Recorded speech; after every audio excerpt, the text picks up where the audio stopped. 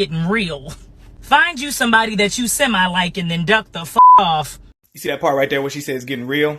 It is. For women.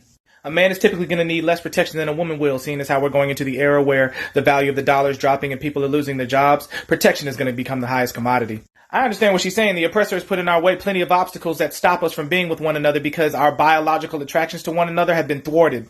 Women don't necessarily need men because they can get handouts from the government and or they can just work for themselves. Men don't necessarily need women because we've always been able to do all the other shit that women can provide aside from sex. Only problem with this is the table is about to tilt in the men's favor. Women look for provision and protection, but provision ain't gonna matter in a minute. Protection will.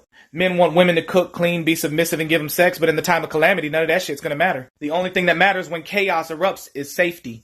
And men ain't looking for female protection. So I hope the end of this video where she said find somebody that you kinda like and duck the fuck off, she was talking to women. Cause you ain't gonna be shit to us but a burden unless we actually love you. When I'm faced with life and death, no amount of vagina thrown at me gonna matter. And you better submit to everything I say, otherwise you gonna get both of us killed. And to just kinda like you ain't good enough for me to put my life on the line. You better be something I'm willing to die for. Sharpen your archery skills and get your shooting and your canines together, ladies, because all that talk about you being strong and independent, well, your chicken's finna come home to roost. This society is about to make you prove it. And for once in our existence, I can honestly say that men are probably gonna be a little bit more happy that you don't need us. Watch how fast this gender war ends. It's finna be a lot of begging and going back to your exes. Scripture said that. The men you took advantage of and whose children you took away, well, just know the police can't protect everybody. Shit, they quitting in droves now. I wonder how much punani broke boys gonna deserve in that day. Even your fathers are elders right now, so don't think you're gonna be able to run to daddy. Remember that movie The Purge? Well, aside from it being fiction, just know most of the women that survived in that movie had a man protecting them. And buying together like a pack of feminists at a women's march ain't gonna help you then. You're gonna look like a pack of deer to the bad men.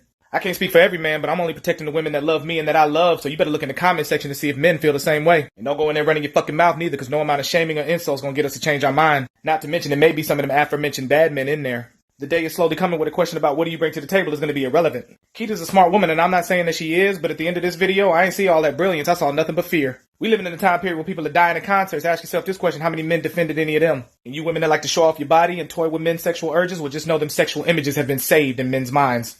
Face included. So get your money up, because if they fuck around and go to something like cryptocurrency, your